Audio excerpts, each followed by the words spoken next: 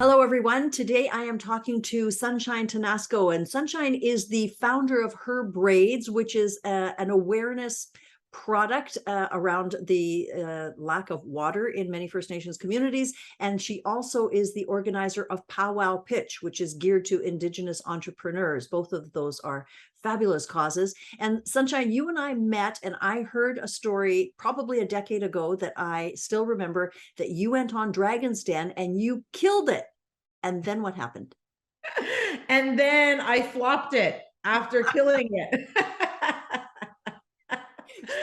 As I recall, it was you were promoting these handmade stitched beaded moccasins, I think for little kids, for babies. And then what the demand was just overwhelming, right? Yeah, like I just made these handmade baby moccasins and I knew they sold because I would sell them at Powell's everywhere and they were a big success. So I went on Dragon's Den, asked for $20,000 for a new cutting press, a new sewing machine, and thought, all right, maybe let's get these into a few stores. And then it just exploded, and I could just never keep up with demand, and then just overworked myself and took another stab at it a couple of years later, and just the numbers just didn't make sense at the time. So that was a huge learning lessons. So your experience as an entrepreneur, and that's a great experience. Like, what happens to an entrepreneur if they suddenly succeed beyond their wildest dreams? Can they scale, right? So you've taken your entrepreneurial journey and insights, and then you created Powwow. Tell me what Powwow Pitch is. Yeah, so basically Power Pitch is like Dragon's Den, but it's both live and online, and it's just on speed. So it usually, when it's at a POW, it's over the course of one day. And we accept between 25 and 40 entrepreneurs, and they get 60 seconds to pitch to our panel of judges. It's narrowed down to the top 10. The top 10 get mentored on super speed for 3 hours by a few different mentors.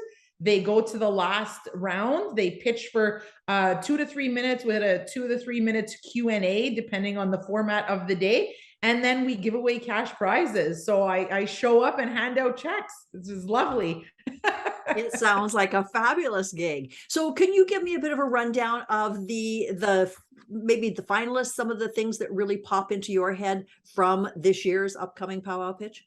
So we're not there yet in the process. Ooh, So okay. we've had 3 live big powwow pitches with, at a powwow. We've chosen our winners, but then those winners go into the online version. So this year we had 2,400-ish applications online, and it's sorting through that, bringing it down to the semifinalists, and that's where we're at now. So it should all be wrapped up by October. So it's a big process that starts in June and finishes in October. Well, why don't we do this? Why don't you tell me about some of the ones in previous years, some of the real outstanding, the ones that stick in your head, or maybe the ones that have gone on to be incredibly successful? Just give me an idea on what some of these entrepreneurs are pitching. Yeah, no, it's all across the board, really. We had, one year a girl was just starting a small catering business in community, and she won the $5,000 and was able to, with that $5,000, quit her full-time job, open up a restaurant, just make that leap. And that's what's impressive to us. And then she ran it, for 7-8 years and decided to close. And that's just the journey of entrepreneurship. We had Michaeli Lazor, one of our early winners. She started Sequoia Soaps. And she came and said, when I'm selling a product at a POW, when I'm there or when I'm somewhere, I'm able to sell so many. But the minute I'm not there to tell my story, they don't do as well. And so she came, and all she pitched was, I want to rebrand. And then she did. And ever since that, with, at the beginning, we were only giving away $5,000 for the main prize. And she just turned that, and has, like, every year has been part of Power Pitch, and has grown and grown and grown. And she's like, we grew 1,000% this year. Talk to me a little bit about how significant entrepreneurship support is to Indigenous business people. Yeah, so I share this story about Dragon's Den often. When I was on Dragon's Den, it was literally baby moccasins. Everybody makes baby moccasins. And the amount of support that I received and the cheers, all because they hadn't seen an Indigenous woman on national TV before. And, you know, I still meet people to this day who all across the country who say, oh my God, you were the woman on Dragon's Den. You were the woman. And then also got like media coverage, national media coverage because I was on Dragon's Den.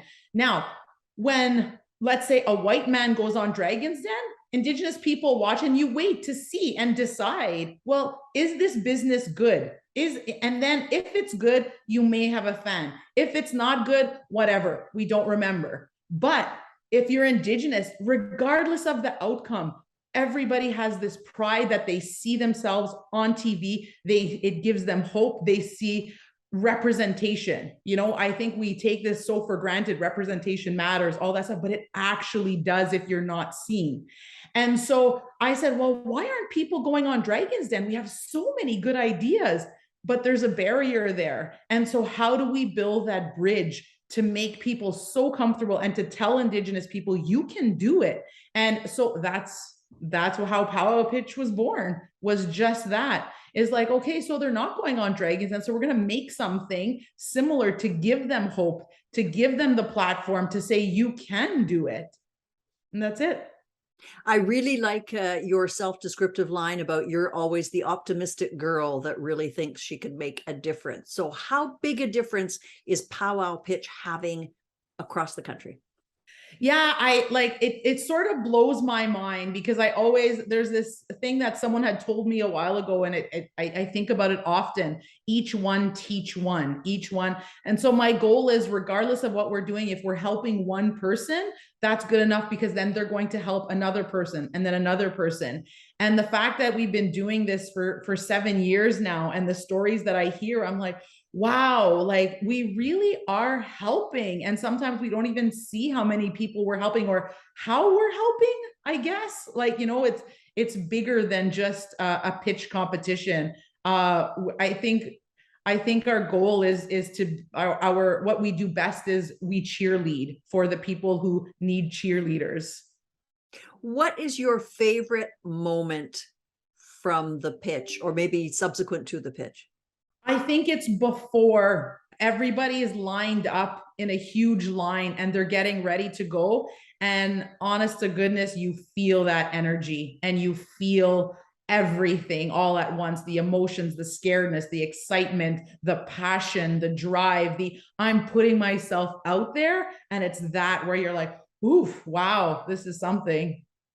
Wow, that is great. Thank you so much for doing that. And I will look forward to hearing the updates on who the winners are. And it's been lovely talking to you. Thank you. Have a good day, Joanna. Thank you. Okay, bye.